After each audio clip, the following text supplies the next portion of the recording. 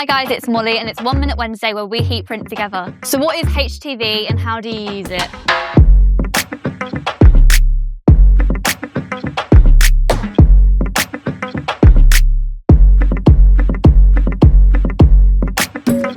So HTV actually stands for heat transfer vinyl, which is a heat applied material that adheres to clothing with a heat press. HTV actually comes on a roll or by the meter, and you use a cutter plotter to cut out a design, then you just use your heat press to apply it. So let me show you how.